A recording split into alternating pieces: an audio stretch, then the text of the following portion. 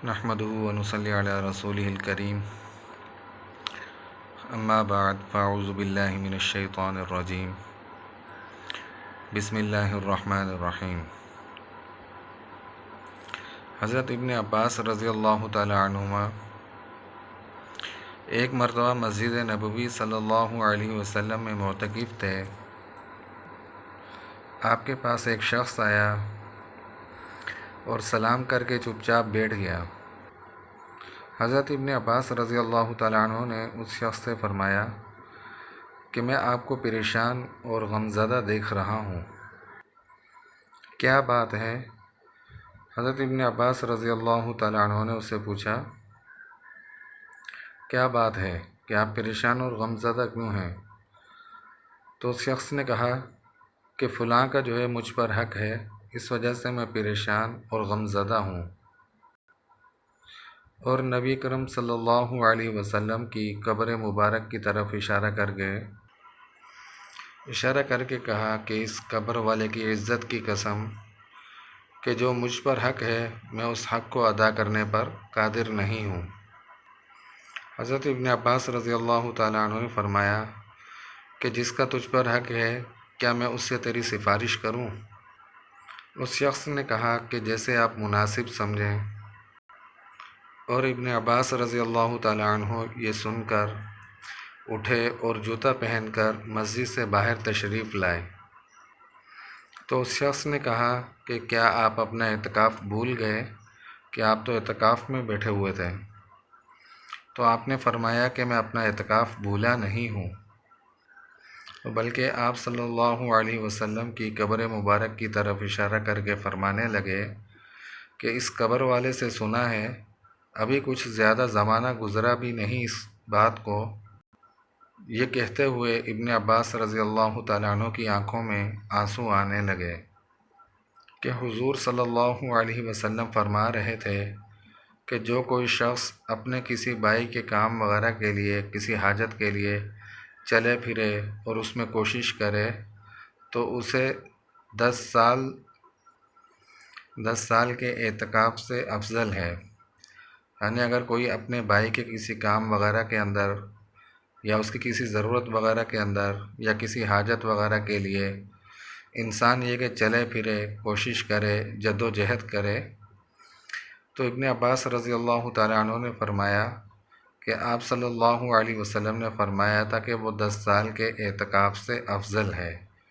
اپنی بھائی کی حاجت وغیرہ میں چلنا پھرنا، مدد وغیرہ کرنا اور یہ کہ اس کے ساتھ ہونا،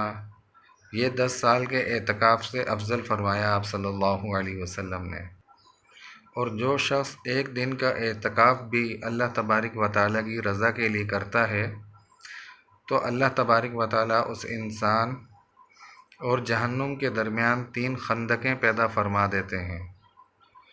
جو کوئی مسلمان کسی مسلمان کی مدد وغیرہ کے لیے چلے پھرے اور اس کا ساتھ دے، اس کے ساتھ تعاون کرے، کوشش وغیرہ کرے، اس کے جو بھی کام ہے، جو بھی مقصد وغیرہ ہے اس کے اندر چلے پھرے، تو اللہ تبارک و تعالیٰ اس انسان کے اور جہنم کے درمیان 3 خندقیں پیدا فرما دیتے ہیں۔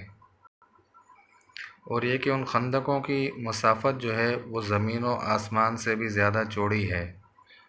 زمین و آسمان کے درمیان کی مسافت سے بھی زیادہ چوڑی ہے۔ یہ ایک دن کے اعتکاف والے کی فضیلت ہے۔ اور یہ کہ جو آپ صلی اللہ علیہ وسلم نے فرمایا کہ 10 سال کے اعتکاف سے بھی افضل ہے، 10 سال کے اعتکاف کی کیا فضیلت ہوگی اللہ تبارک و تعالیٰ کے ہاں؟ یہ تو ایک دن کی فضیلت کے بارے میں بتلایا کہ انسان اور جہنم کے درمیان جو ہے وہ 3 خندقیں اللہ تبارک و تعالیٰ پیدا فرمائیں گے، اور یہ کہ ان خندقوں کی جو مسافت ہے وہ زمین و آسمان کے درمیان کی مسافت سے بھی زیادہ چوڑی ہے۔ اول یہ کہ ایک دن کے اعتکاف کا ثواب یہ ہے کہ حق تعالی شانہ اس کے اور جہنم کے درمیان 3 خندقیں حائل فرما دیتے ہیں، اور ہر خندق اتنی بڑی جتنا بڑا سارا جہان ہے۔ ہر خندق اتنی بڑی ہے کہ جتنا بڑا یہ سارا جہان ہے، یہ ایک دن کے اعتکاف والے کے لیے۔ اور ایک دن سے زیادہ جس قدر دنوں کا زیادہ اعتکاف ہوگا اس کا اتنا ہی زیادہ اجر ہے۔ جتنے دن زیادہ اعتکاف کرے گا انسان تو ان کا اتنا ہی زیادہ جو ہے وہ انسان کو اجر دیا جائے گا۔ یہ تو ایک دن کے ایک دن کا جو اعتکاف کرنے والے تھے ان کے بارے میں بتلایا گا 3 خندقوں کا، لیکن ایک دن سے زیادہ کا جو اعتکاف کریں گے ان کے لیے ثواب اور اجر وغیرہ بھی اتنا زیادہ ہی لکھا جائے گا۔ علامہ شعرانی رحمہ اللہ نے کشف الغمہ میں نبی کریم صلی اللہ علیہ وسلم کا ارشاد نقل کیا ہے، جو شخص عشرہ رمضان کا اعتکاف کرے اس کو 2 حج اور 2 عمروں کا ثواب ملتا ہے۔ اور جو شخص جیسا کہ مسجد میں نماز پڑھنے گیا مغرب سے عشاء تک کا جس نے اعتکاف کیا، اور یہ کہ مغرب سے عشاء تک اعتکاف کیا تو یہ کہ اس نے کسی شخص وغیرہ سے کوئی بات چیت نہیں کی، صرف یہ کہ اپنی عبادت، ذکر و اذکار، قرآن پاک کی تلاوت وغیرہ کے اندر لگا رہا، تو اس اعتکاف کے بدلے میں اللہ تبارک و تعالیٰ اس انسان کے لیے جنت میں ایک محل بناتے ہیں۔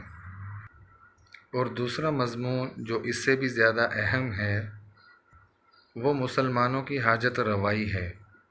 مسلمانوں کے کاموں کے اندر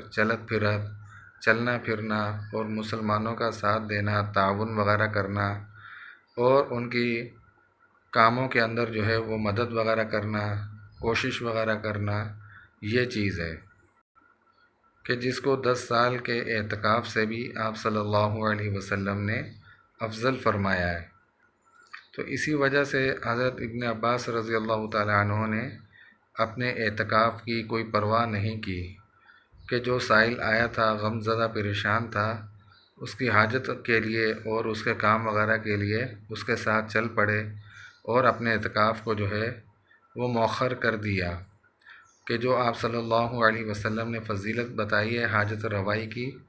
اس کے اندر لگ گئے اور اپنے آپ کو اس کے اندر مشغول کر دیا، بلکہ اپنا اعتکاف بھولے نہیں تھے، یاد تھا، لیکن اس فضیلت کی وجہ سے حضرت ابن عباس رضی اللہ تعالیٰ عنہ نے اپنے آپ کو جو ہے وہ اس جتن میں اور اس کام میں لگا دیا کہ جس کے بارے میں آپ صلی اللہ علیہ وسلم نے یہ فضیلت بیان فرمائی کہ 10 سال کے اعتکاف سے بھی افضل ہے۔ اسی وجہ سے صوفیہ کا مقولہ ہے کہ اللہ تبارک و تعالیٰ کے نزدیک ٹوٹے ہوئے دل کی جتنی زیادہ قدر ہے اتنی کسی اور چیز کی نہیں۔ اس جگہ ایک مسئلے کا خیال رکھنا ضروری ہے کہ کسی مسلمان کی حاجت روائی وغیرہ کے لیے مسجد سے نکلنے سے اعتکاف ٹوٹ جاتا ہے، خواہ کسی بھی صورت کے اندر انسان مسجد سے باہر نکلے، ضرورت بشری کے علاوہ اگر مسجد سے باہر جاتا ہے، باہر رکتا ہے، یا اپنے کسی کام وغیرہ کی وجہ سے، یا کہ جس کی اس وقت میں کوئی ضرورت نہیں تھی، تو اس وجہ سے کیا ہے کہ انسان کا اعتکاف ٹوٹ جاتا ہے۔ جیسا کہ حضرت ابن عباس رضی اللہ تعالیٰ عنہ مسجد سے باہر تشریف لے گئے،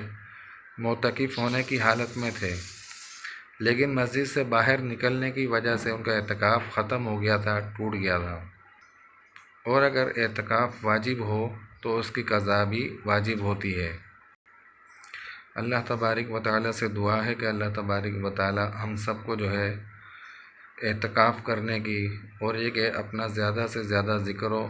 اذکار کرنے کی اور قرآن پاک کی تلاوت کی، اور یہ کہ دوسروں کی حاجت روائی وغیرہ کے لیے، خواہ اعتکاف کے اندر کوئی بیٹھا ہو وہ، یا پھر یہ کہ اعتکاف کے علاوہ ہو، اللہ تبارک و تعالیٰ ہم سب کو اثار و قربانی کا جذبہ عطا فرمائے، اور ہمارے اندر اثار و قربانی کا جذبہ اللہ تبارک و تعالیٰ پیدا فرمائے۔ جو کچھ بھی کہا سنا اللہ تبارک و تعالیٰ ہم سب کو اس پر عمل کی توفیق عطا فرمائے۔ وآخر دعوانا ان الحمد للہ رب العالمین۔